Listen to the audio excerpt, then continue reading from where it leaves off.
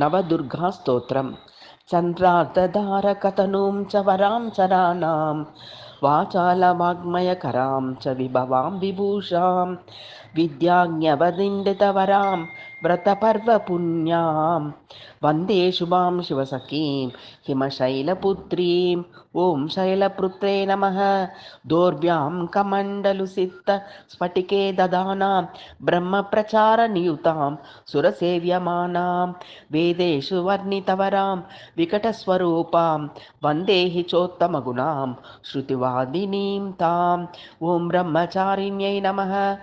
कोपप्रतापशरमौर्वियुतां पुराणां चन्द्रप्रकाशसदृशानलबालयुक्तां वीराभिवाञ्छितसमस्तवरप्रदां तां वन्दे विशालवसनां श्रुतचन्द्रघण्टां। ॐ चन्द्रघण्टायै नमः। सत्त्वां सुवर्णवदनां सततं सुतप्तां यज्ञक्रियासु वरदां वितनों दिवन्तां कालां कुशाग्रसमबुद्धिमतीं हिरण्यां वन्दे कुशां कुवलयां गणदेवतां ताम्। ॐ कूष्माण्डयायै नमः। शम्भोः सुपत्नी परमां श्रुतिवर्णितेषां देवीं शराग्रदहनां शतसूर्यदीप्तां ईप्सादिकप्रफलदां परमामृताज्ञां वन्देषु शब्दजननीं गृहमातृकां ताम्। ॐ स्कन्दमात्रे नमः।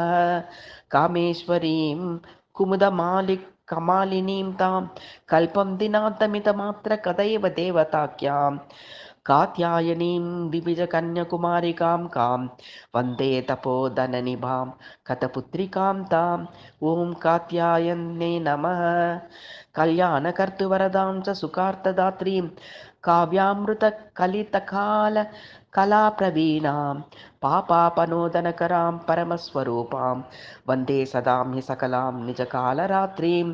ॐ कालरात्रे नमः।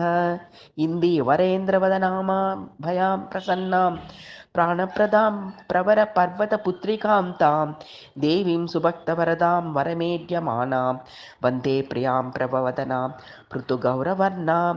ॐ महागौर्यै नमः।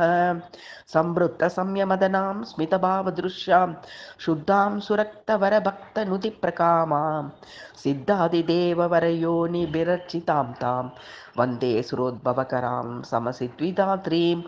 ॐ सिद्धिदात्रे नमः।